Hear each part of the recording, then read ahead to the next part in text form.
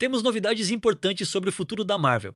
E se essas informações realmente se confirmarem, a próxima grande história do MCU pode ser muito maior do que a gente imaginava. Uma fonte gringa trouxe novos detalhes sobre o que pode acontecer nos próximos filmes dos Vingadores. E, segundo essas informações, alguns personagens extremamente importantes da Marvel podem finalmente se encontrar. E sim, isso inclui o Homem-Aranha. A ideia seria que os eventos começassem a transportar diferentes personagens e realidades para um mesmo ponto. E é justamente aí que a situação ficaria completamente fora de controle. Porque nós não estamos falando apenas de uma batalha comum. Estamos falando de universos diferentes entrando em conflito. Personagens que nunca tiveram contato, podendo finalmente se encontrar. Heróis de realidades completamente diferentes lutando lado a lado. Ou até mesmo uns contra os outros. E uma das coisas mais interessantes é que essa história pode envolver alguns dos nomes mais poderosos de toda a Marvel. Inclusive o Magneto. Imagina o nível de uma batalha envolvendo os Vingadores, os Mutantes, o Homem-Aranha e outros personagens que ainda podem aparecer durante essa história. Mas calma, porque tem mais.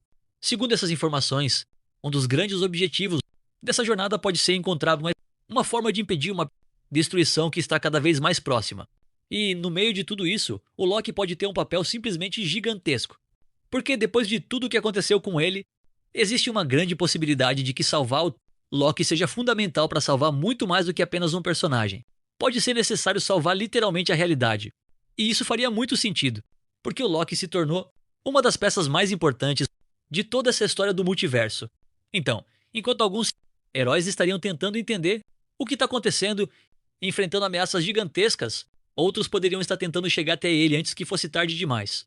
E é exatamente aqui que o Homem-Aranha poderia entrar nessa história. Porque, dependendo de como os universos começarem a se conectar, ele pode acabar sendo transportado para o meio de uma guerra que é muito maior do que qualquer coisa que ele já enfrentou. E imagina só, Homem-Aranha enfrentando uma ameaça ao lado de personagens de outros universos.